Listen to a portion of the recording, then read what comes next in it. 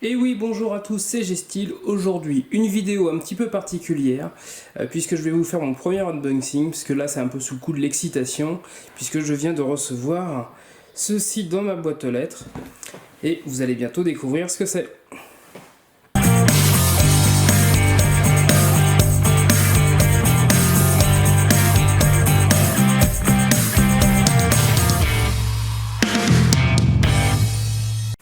Voici le colis. Je vais vous montrer en direct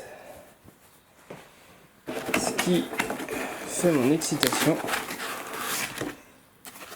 Donc vous voyez quand même le style de colis, bien fait, c'est aussi pour vous montrer ça. Puisque là je viens de passer par un groupe buy sur le site de blu-ray.com pour recevoir un Blue Fans, celui de Thor Ragnarok.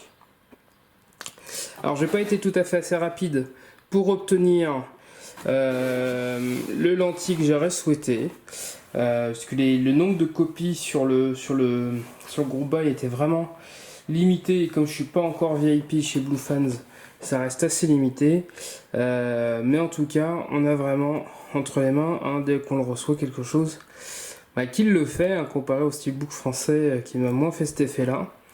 Donc on aperçoit déjà bien, bon là c'est une édition donc ce qu'on appelle Carrefour Slip, pour ceux qui connaîtraient moins, mais là je pense que je suis suivi que par des gens qui savent par cœur.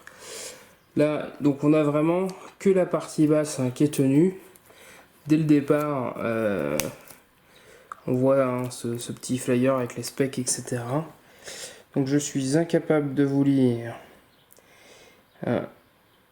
les langues qui doivent être dessus, mais je ferai le test. Je suis pas certain d'y trouver de la VF, souvent je suis obligé d'avoir le film en complément. Je peux vous mettre pour illustrer des images de fond, parce qu'en fait j'ai déjà acquis un disque 4K. Donc là effectivement je sais déjà comment remplir ce boîtier, même si à la base il n'était pas prévu pour une édition 4K. Je pense que je vais faire la complète dessus, vu qu'il n'y a pas de bonus sur le disque 4K. Et qu'il y a des chances qu'ils n'y soient pas non plus sur le disque 3D, ça risque d'être 4K 3D et Blu-ray qui iront dans ce boîtier. Mais je pense d'avance que j'aurai que deux emplacements, donc il faudra comme d'habitude soit que je remplace, soit que j'ai un boîtier supplémentaire. Alors moi j'aime pas trop tout ce qui force et tout ce qui peut couper au mauvais endroit. Donc on va essayer. En général je tire un peu sur un coin sans trop forcer pour essayer de le couper. Chacun sa technique, mais le but étant bien sûr de jamais donner le moindre coup de tranchant sur le métal. Ceux qui ont déjà enlevé des spins au cutter en savent quelque chose, c'est assez fragile à ce niveau là. Hop. Alors j'essaye de faire en sorte, quand je déballe, de jamais toucher le métal avec les mains. Mais sur les glossy, pour retirer les traces de doigts par la suite, c'est la galère. Et ça se voit tout de suite aux vidéos qu'on les prend dans les mains, donc c'est compliqué. Alors d'abord, quarter slip. Alors, bon, on peut voir effectivement qu'ils y ont quand même sa boîte, un quarter full slip. Ils ont quand même fait un petit aspect embossé à un niveau du personnage maléfique de Cate Blanchett. Voilà, j'ai l'édition 691 sur un 800.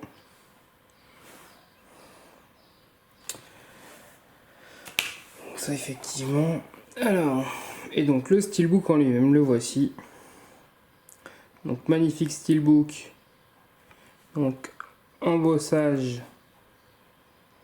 complet. Alors je suis en train de l'inspecter rapidement. Je crois pas avoir de paint chip ou ce genre de choses, donc je suis assez content.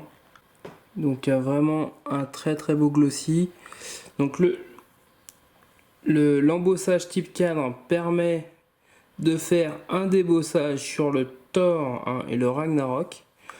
Bon, ils ont rajouté le Marvel Studio au-dessus qui n'était pas obligatoire, mais qui est pas dérangeant. En tout cas, il y a de la couleur de partout, c'est comme dans le film. L'effet glossy, quand on fait ressortir bien et tout, on voit bien les dégradés de couleurs dedans, notamment dans le vert qui est au-dessus. Là, quand on le passe à la lumière, on voit vraiment cet aspect-là de couleur, etc. Je pense que il n'en faut pas trop que d'avoir une imprimante industrielle pour être capable de faire des nuances de couleurs aussi belles avec un vernis derrière. En tout cas, c'est magnifique. Le titre. Voilà, le titre Thor Ragnarok, écrit plutôt petit. Ce qu'ils ont voulu garder, ce style que d'avoir le Thor marqué au-dessus de Ragnarok. Je pense qu'il aurait été peut-être plus visible en mettant les deux à la ligne. Le logo 3D. Et petite photo de Thor. En tout cas, les titres sont en continuité. On voit bien que les symboles, il y a une continuité qui se fait sur la tranche. Donc là, ça présage une belle continuité d'artwork. Et donc, le verso, magnifique glossy. Bon, il n'y a pas de débossage ou d'embossage, mais c'est rare chez Bluefan. Il y en a quelques-uns chez Zavi, mais chez Bluefan, c'est beaucoup plus rare d'avoir des effets de relief à l'arrière. Mais en tout cas, on a un magnifique glossy. C'est assez épuré, on reprend juste le logo Marvel Studios. Peut-être pour des questions de droit, peut-être une obligation, mais en tout cas, franchement, le visuel, j'ai rarement vu un verso aussi magnifique. Il y a peut-être d'autres éditeurs qui auraient été tentés justement de prendre ce visuel pour faire un recto, en tout cas, mais c'est magnifique. J'aime beaucoup. Donc, si on ouvre, qu'est-ce qu'on a? On a un espace où effectivement on peut voir l'artwork interne sans avoir de disque. Et on a un espace donc avec les disques. Le disque d'abord.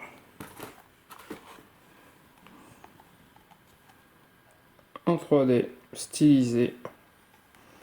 Qui reprend bien les Edifilms.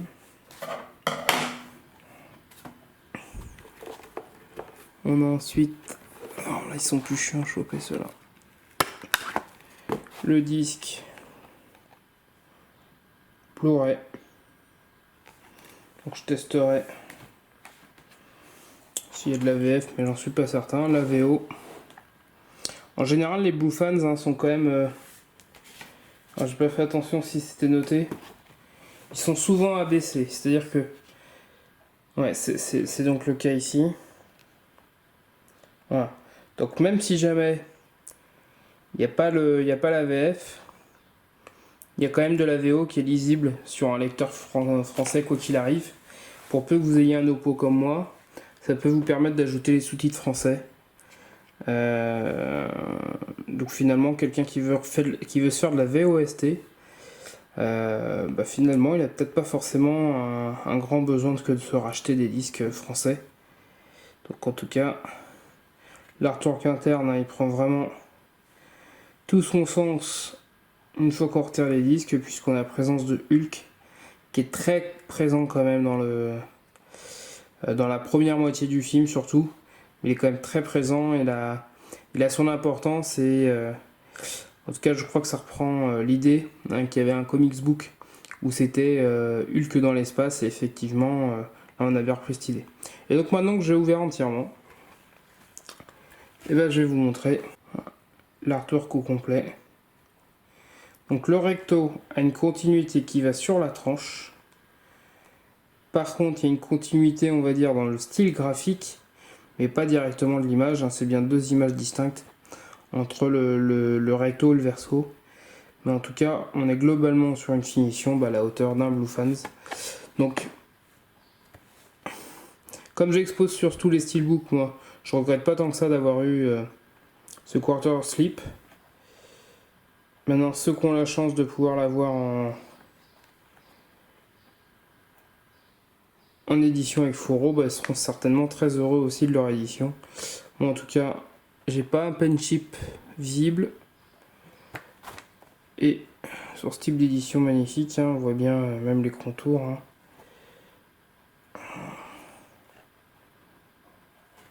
Magnifique, il est en parfait état. En même temps, si je pouvais recevoir tous mes steelbooks dans ce genre de carton, comme ça, je pense qu'il y aurait moins de surprises. Écoutez, en tout cas, merci d'avoir suivi cette vidéo. unboxing un peu long, mais j'espère vous avoir fait saliver sur ce steelbook. Je vous montrerai une présentation plus complète avec mon style habituel plus tard, parce que j'aimerais vous faire en même temps une petite critique 4K.